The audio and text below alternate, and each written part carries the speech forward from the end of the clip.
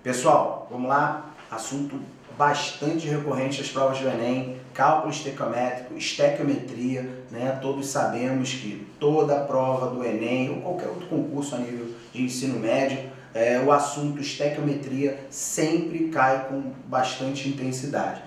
Hoje a gente vai trabalhar um processozinho de produção do enxofre, poderia ser um outro processo. Vai cair o processo de enxofre? Não quero dizer que vai cair o processo de enxofre. Nós usamos como referência um processo de produção do enxofre, como poderia ter sido o processo de produção da amônia, do etanol, enfim. No caso aqui, não é o processo mais importante, e sim o cálculo envolvendo as substâncias desse processo que nós iremos trabalhar. Então a questão fala mais ou menos assim, ó.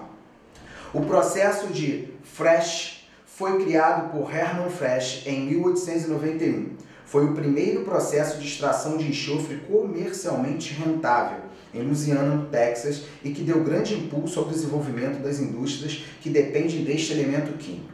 O método consiste em fundir o enxofre no subsolo ou em jazidas submarinas e bombear o líquido até a superfície.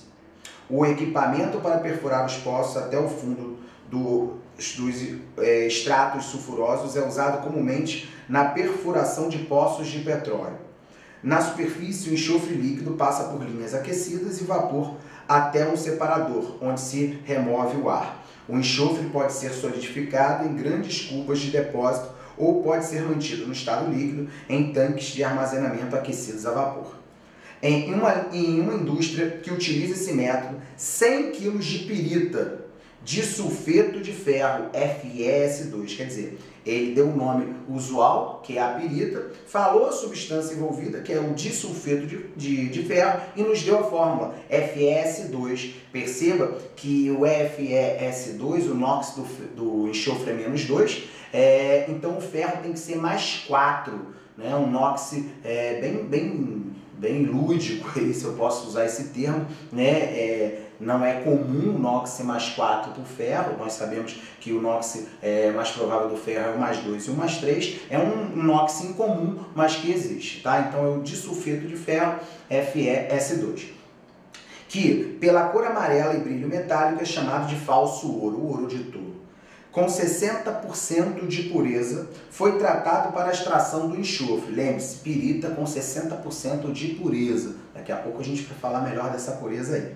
Dessa forma, pode-se prever que a massa de enxofre produzido neste processo em quilogramas é igual a... Então vamos lá. Na verdade, como eu falei, o cálculo estequiométrico ele trabalha em cima de uma reação química, que nesse caso, vem comigo, foi a produção de enxofre através do sulfeto de ferro 4, ou simplesmente de sulfeto de ferro. Tá? Esta é a reação química, onde ele separa o enxofre da pirita aqui sozinho no produto. Então o objetivo é, através desse processo, retirado de sulfeto de ferro o enxofre, tá certo? Então é uma reação química e nós temos que separar, discriminar as substâncias envolvidas. Quem é que vai determinar, Xandão, qual é as substâncias envolvidas? Ou melhor, quais são as substâncias envolvidas no processo? É o comando, é o que ele te pergunta. Então olha lá, vou voltar. Pode-se prever que a massa de enxofre, ou seja, ele está relacionando o enxofre, em função de 100 kg de pirita, que é o disulfeto de ferro. Então, quais são as duas substâncias envolvidas no processo? O enxofre e a pirita. Ou seja, massa de enxofre produzida em função de uma determinada massa de pirita, ou seja, de sulfeto de ferro, disulfeto de ferro.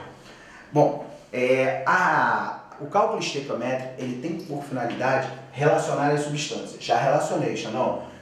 O enxofre com a pirita. Além de relacionar as substâncias, eu tenho que ver qual unidade que ele está trabalhando para cada um. Ele fala em quilo de disulfeto. Se ele está falando em quilograma de disulfeto, eu estou relacionando massa de disulfeto, ele quer saber quantos quilos de enxofre vão ser produzidos. Então, é uma relação de massa. Após relacionar as substâncias envolvidas e as suas unidades, eu vou partir para o final, que é a regra de 3. Essa regra de 3 tem uma primeira linha, onde eu vou usar os dados que a reação está me dando. E tem uma segunda linha, onde eu vou usar os dados do enunciado, e é aqui que vai estar a minha incógnita. Tá certo? Então lembre-se, primeira linha, linha da equação, segunda linha, linha do enunciado. Então vamos para a linha da equação. Qual é a massa de 1 mol de disulfeto de ferro?